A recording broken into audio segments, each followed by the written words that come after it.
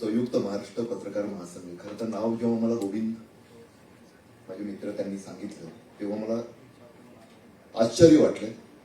मात्र त्यांनी त्यामागची संकल्पना जेव्हा स्पष्ट केली तेव्हा माझ्या लक्षात आलं की हा एक खरोखरच वेगळा उपक्रम आहे.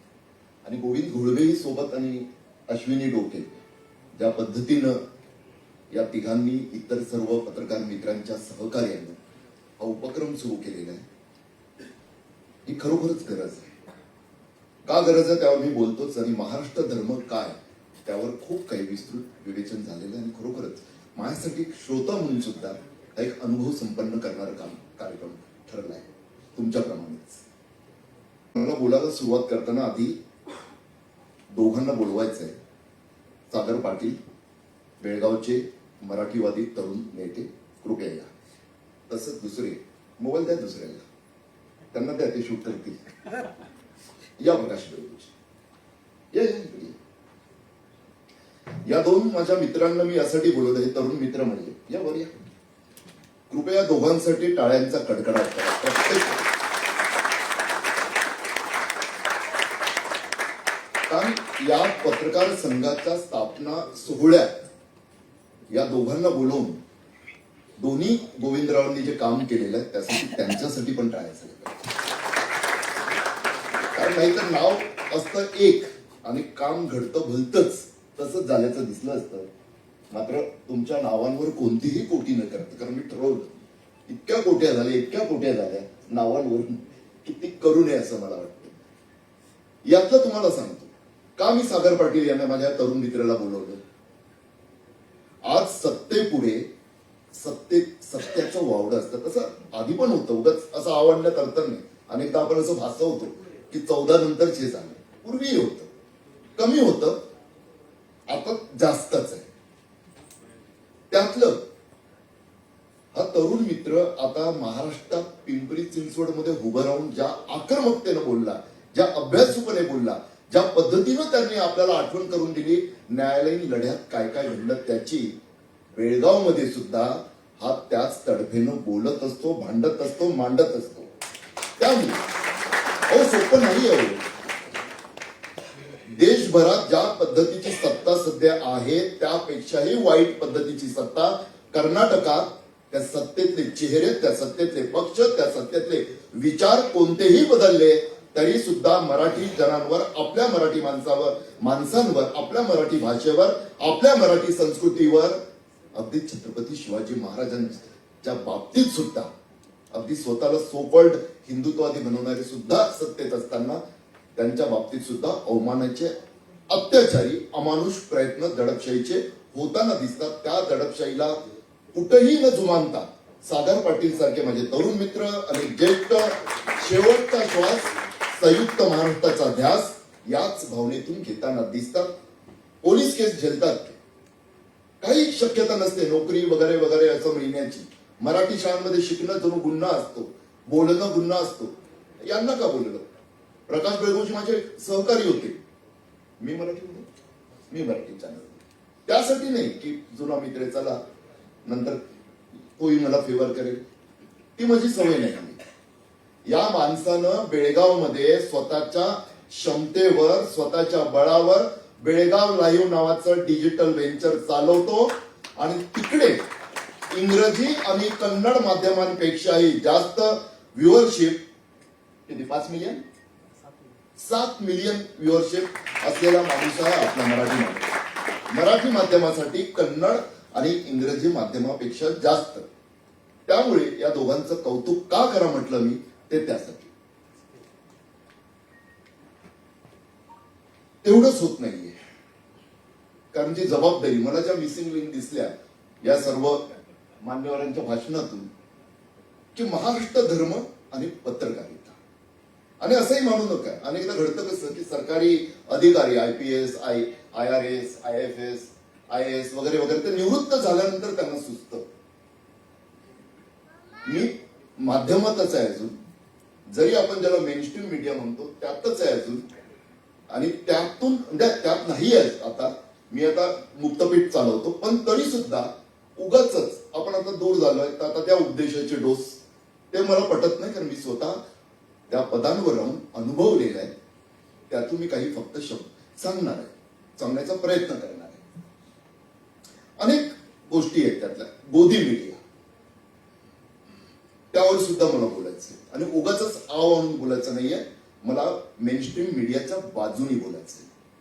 ते सुद्धा आधीच सांगतो. उगाच म्हणजे अनेकांच्या विनाकारण आपल्या पत्रकारितेतल्या मेनस्ट्रीम मीडियातल्या अनेकांच्या मनात विनाकारण मला कळत नाही अनेकदा की गोदी मीडियाला शिव्या घालणं, स्वतः मग त्याच क्षेत्रात असतात. मेनस्ट्रीम मीडियालाच गोदी मीडियाचं उगाच हिनवण्याचा प्रयत्न होताना दिसतो, तरी सुद्धा ते चूक करताना का दिसतात हा मला प्रश्न अनेकदा पडतो. यातलं म्हणजे लक्षात घ्या, महाराष्ट्र धर्म म्हटलं की समोर काय येतं. मी विस्तृत नाही त्याच्यावर बोलणार, फक्त काही मुद्दे. मला एक पंचशील दिसतं समोर महाराष्ट्र धर्म म्हटला की. आणि मुळात धर्म म्हणजे ही प्रस्थापित जे काही नवी व्याख्या, म्हणजे काही लोक सनातन टनाटन सर्व काही जे सुरू असतं त्या दृष्टीने नाही, तो धर्म नाही.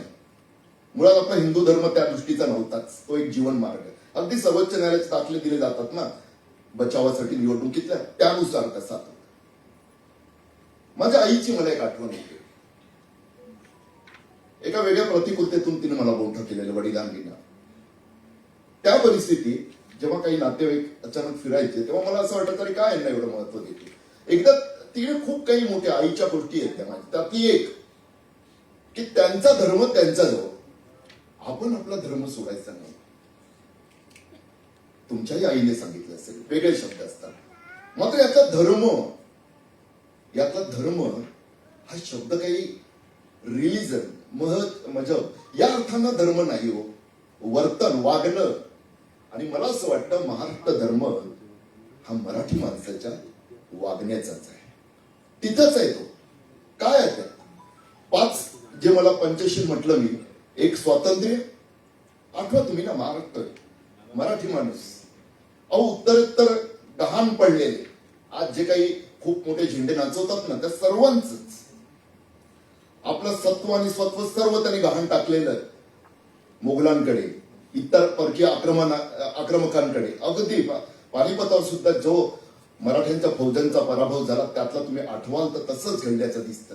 एका भैगंडातून त्यांना परकीय चालत होते पण आपले मराठी चालत नव्हते. वास्तव इथं स्वातंत्र्य, ती जी उर्मी आहे त्यातून जो लढण्याचा भाव येतो, लढाऊ बाणा येतो, तो इथं. आणि त्यासाठी ते पत्रकारितेसाठी महाराष्ट्र धर्माचं पहिलं हे महत्वाचं ठरतं आपल्यासाठी. दुसरं पुरोगामित्व. मंदार फणसे आणि मी जय महाराष्ट्र चॅनलवर लॉन्च होताना ते एकत्र होतो, मंदार संपादक होते. एक प्रोमो मी सुरुवातीला लिहिलेला, त्यात एक शब्द होता, परंपरा ही पुरोगामी. आमच्या दीप्ती लेले नावाच्या, सध्या त्या खूप चांगल्या गायिका आहेत, त्या बाहेर गेल्यात पत्रकारितेतून, परंतु त्या माझ्याकडे आल्यात आणि आम्ही त्यातले संपादक आहोत की सहकाऱ्यांना बोलू देतो, स्वातंत्र्य देतो. दुर्मिळ असतं ते अनेकदा. त्यांनी मला म्हटलं, हो सर हे काय तुम्ही लिहिलंय, परंपरा पण आणि पुरोगामी, हे परस्पर विरोधी शब्द आहेत. खूप अभ्यासू अँकर होत्या त्या. त्यांना मी एवढंच सांगितलं, तुम्ही लक्षात घ्या, आठवा. आणि त्यावर मी बोलायला नको, कारण खूप काही बोलून झालंय त्यावर. त्यामुळे आणि तुम्ही स्वतः सर्व इथे अभ्यासू आहात. हा महाराष्ट्र एकमेव असा आहे की इकडची संत परंपरा सुद्धा पुरोगामी आहे. त्यामुळे पुरोगामित्व या पंचशिलाचं मला दुसरं तत्व वाटतं, जे पत्रकारितेत सुद्धा पाळलं पाहिजे. आणि विशेषतः तेव्हा जेव्हा खरात सारखे विकृत फोफावत असतात तेव्हा. आणि इकडे माझ्या बहिणी सुद्धा बसल्यात, काही लेखी सुद्धा बसल्यात.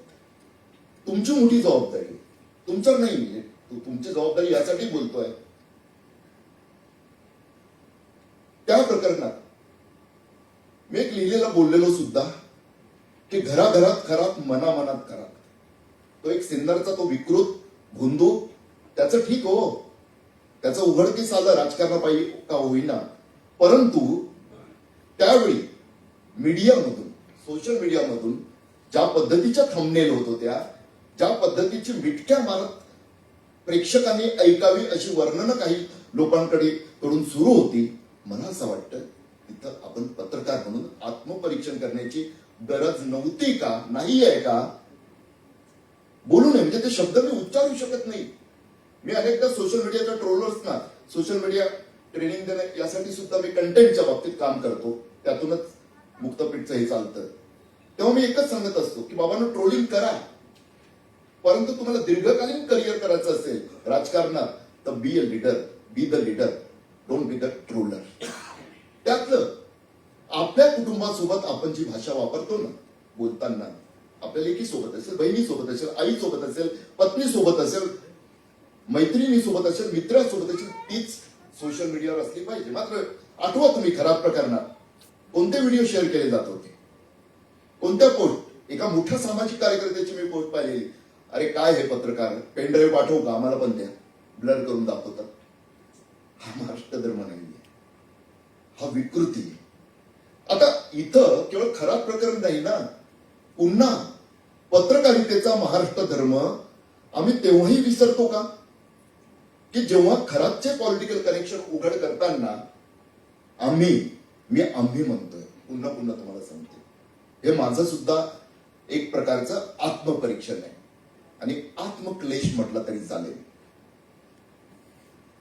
एक वैद्य नावाचे प्रकरण पुढे आलेलं. कुठे गेले होते? आमच्या मुंबई शेजारच्या वसई पट्ट्यातलं. अनेक कोवळ्या मुलांच्याही शोषणाचा आरोप त्या वसई पट्ट्यात त्या व्यक्तीवर. परंतु सध्या सामाजिक कार्यकर्ते, सामाजिक लढवय्ये जसे सिलेक्टिव्ह असल्याचा आरोप होतो, तसं आम्ही माध्यम सुद्धा, आपण पत्रकार सुद्धा सिलेक्टिव्ह होतो का हो? त्या विकृत भोंदूक खरातला हाणलंच पाहिजे, प्रश्नच नाही, ठेचलंच पाहिजे. खरं तर केतन पारेख, प्रवीण महाजन, हर्षद मेहता, विचित्र वाटेल तुम्हाला ही नावं घेतली म्हणून. तसं त्याचं काही झालं तर काही मला आश्चर्य वाटणार नाही आणि काही वाईटही वाटणार नाही. परंतु त्या ऋषिकेश वैद्याच्या बाबतीत तोही तसाच विकृत, तोही तसाच. का आपण विसरलो? का तिथं पॉलिटिकल कनेक्शन तिथं उघडपोट झाल्यात आणि सत्ताधारी पक्षाच्या ज्या नेत्यांनी समर्थनार्थ पोस्ट केल्या त्याबद्दल आम्ही मौन का बाळगलं? का ते आम्हाला न्यूज व्हॅल्यू दिसली नाही त्यात? का अपवाद वगळता वसईत जाऊन ग्राउंड रिपोर्ट करावा असं वाटलं नाही? त्यामुळेच जेव्हा महाराष्ट्र धर्म आपण बोलतो तेव्हा आपल्याला हा महाराष्ट्र धर्म हा जेव्हा पुरोगामित्वाचा आहे, तर त्या पुरोगामित्वात कोणत्या प्रकारचा वेगळा अजेंडा तर राबवला जात नाहीये ना, त्याचाही शोध घेतलाच गेला पाहिजे, हे लक्षात ठेव. याच्या पुढचे काही मुद्दे आहेत की लोकशाहीवादी तिसरं पंचशिलाचं तत्व मला जे महाराष्ट्र धर्माचं वाटतं ते. आता विचित्र वाटेल, असं कसं होऊ शकतं? तुम्ही आठवा ना, छत्रपती शिवाजी महाराज अवघे मराठी आपण मनामनातून त्यांना मानतो. साम्राज्य नाही ना, स्वराज्य होतं ते ना, रयतेचं राज्य होतं ना. रयतेच्या काडीलाही हात लावू नका. ते संजय गायकवाड वगैरेंची नाव घेऊन तोंडही खराब करावं असं वाटत नाही मला. रयतेचं राज्य ही संकल्पना सरंजामशाहीच्या काळात, त्यामुळे लोकशाहीवादी असणं हे महाराष्ट्र धर्माचं तिसरं तत्व का वाटतं मला, तेवढ्या पुरतं नाहीये. आणखी आपण मागे गेलो खरं तर संत ज्ञानेश्वर. मी ज्ञानेश्वरीचा अभ्यासक नाहीये, आवडते मला बसायला, विश्व प्रार्थना आहे ती. म्हणजे मरणोत्तर नोबेल वगैरे असतं ना, खऱ्या अर्थानं त्यांना दिलं पाहिजे होतं शांततेसाठीच. इतकी ती प्रार्थना मान आहे, कोणत्याही धर्मग्रंथात नाही आहे त्याचं काही. केवळ माणसांसाठी नाही, प्राणी मात्रांसाठी त्यांनी मागितलं बसायला.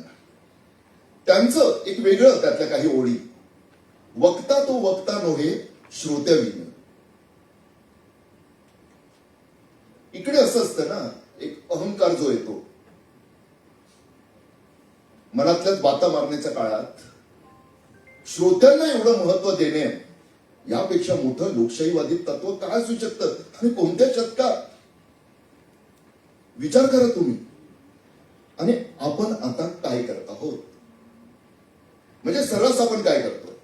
मी सत्तेविरोधात बोलतोय ना आता, त्याचा त्रासही असतो, ठीक आहे, आपली आवड, त्याची किंमत मोजायची असते.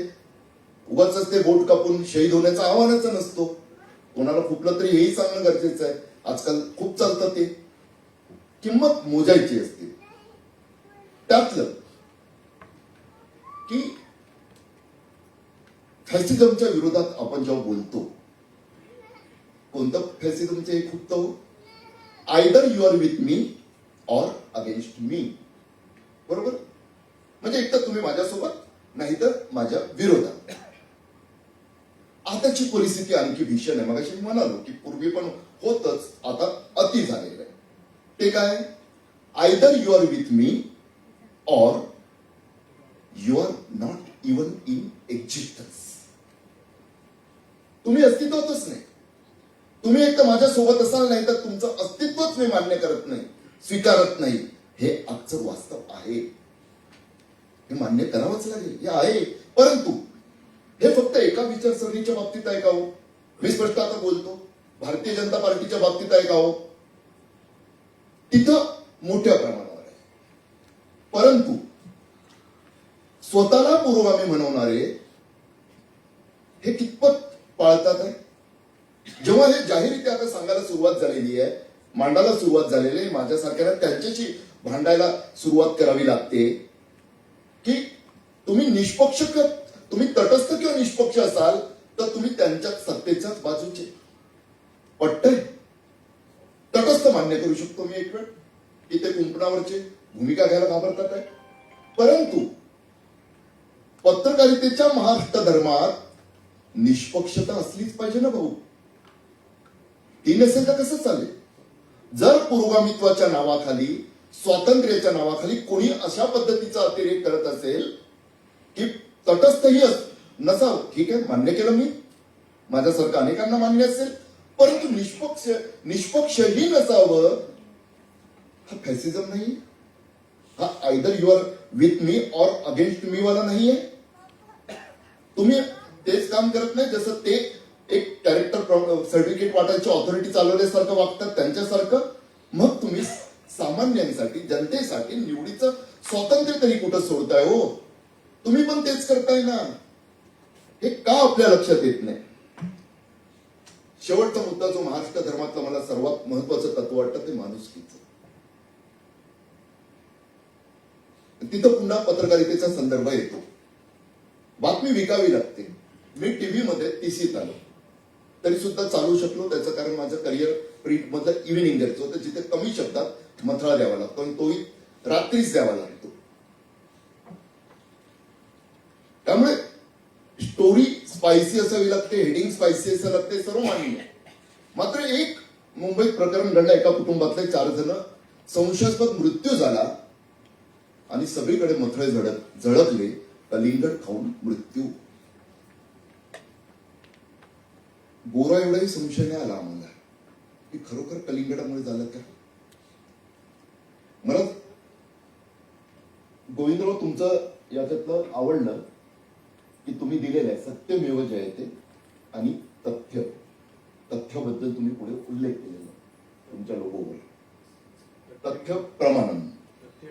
तथ्यमेव प्रमाणम खूप महत्वाचं असतं ना. तथ्य, जे सत्य तथ्याविना असेल, कायद्याच्याच कसोटीवर नाही, लॉंग रनचा विचार करता ते कुठेही स्वीकारलं जाऊ शकत नाही. शेतकऱ्यांचा विचार नाही येत अशा वेळी आमच्या मनात. एक साधा लॉजिकल विचार नाही. मी अनेकदा सांगतो की पत्रकारितेत अनेकदा पतंगबाजी करावी लागते, पण त्या पतंगबाजीला लॉजिकचा मांजा नसेल, तर्काचा मांजा नसेल तर ती पतंग कटते. हेही आपल्याला कुठेतरी लक्षात घेतलं पाहिजे. आणि आपली बांधिलकी, आपल्या पत्रकारितेची बांधिलकी, माणुसकीचं पंचशिलातलं शेवटचं तत्व जे सांगितलं त्यानुसार आपली माती आणि आपल्या मातीतल्या माणसांचीच असलं पाहिजे. शहरी ग्राहक जसं महत्वाचं आहे. मी तर जन्मानं कर्मानं मुंबईकर आहे. एक आठवडा पण कधी ग्रामीण भागात राहू नाही शकलो. तरी सुद्धा शेती सोडून आलेल्या माझ्या वडिलांचं कदाचित त्यातून ती नाळ जोडली असेल, त्यातून सांगतो. पत्रकारितेत बातम्या करताना माणुसकीचं ते तत्व, शेतकरी, मातीत राबणारे, आपली माती, आपली माणसं याच्याशी असलेलं आपलं नातं टिकवतच आपण लॉजिकली पण विचार केला पाहिजे. बातमी खपवायचीच आहे.